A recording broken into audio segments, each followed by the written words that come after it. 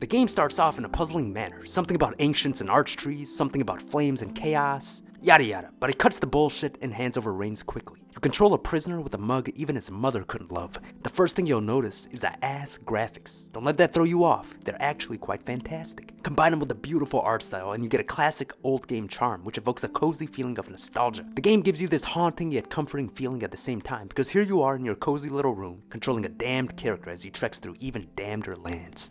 You see a big boss, you haul ass. You light some bonfires, you collect some loot, you do some exploring, you come across a mysterious figure. He seems to be at his wit's end.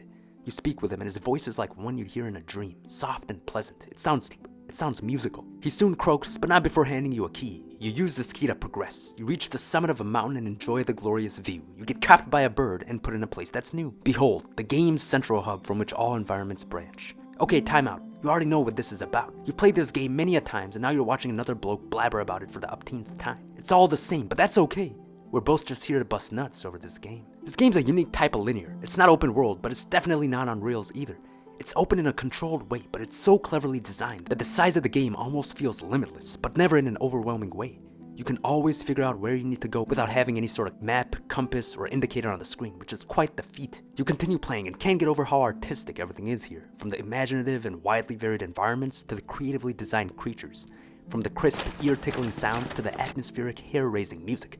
You've got damning dungeons and sun-drenched rooftops, tight corridors of prisons and open streets of kingdoms, snake-infested forests and icy, crystal-infused fields, grand libraries with sorcerers running amok, and stinky sewers with creepy critters that suck, imposing interiors of volcanoes with rivers of fire, and mysterious haunted caves with ghosts that are looking to hire. Everything feels very intentionally designed here, and the game feels like it was made by loving hands. There's a constant feeling of risk because there are no guardrails, but it fits this game like a glove. There are no invisible walls that keep you from falling off a cliff if you have a thumb spasm, and the price of losing your hard-earned souls is enough to give you a brain aneurysm. You're always halfway forgiven for your first death. You can haul ass back to where you died and recoup the souls you lost, but if you die before then, you'll have to endure the loss. It's a clever feature that encourages intentional play, because with it, your souls are always at bay. Cutscenes are few and far between, so when there finally is one, it's worth being seen. They're infrequent enough to where they don't become a nuisance by taking control away from you. You enjoy watching them even though you have no clue what they're trying to tell you.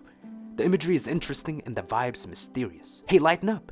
It isn't so serious. There's no hand-holding here, but it's really not a pain. It's actually refreshing to have to use your brain. You're not staring at a map and following a marker telling you where to go.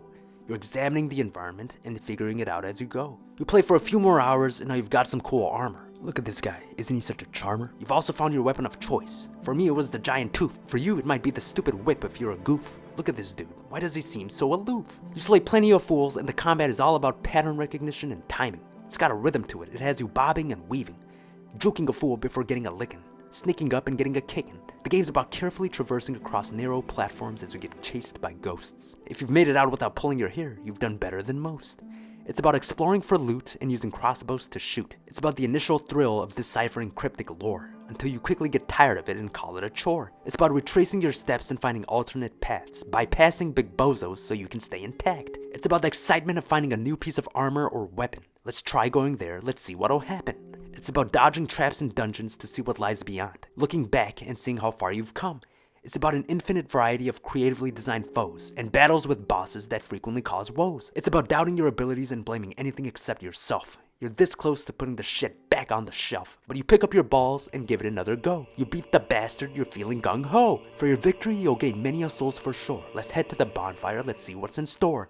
Oh look, there are goodies galore. From overwhelming frustration to ecstatic elation. From scurrying like a chicken to strutting like a villain. So if you're up for a challenge and something a little more tasteful, do yourself a favor and go back to Old Faithful.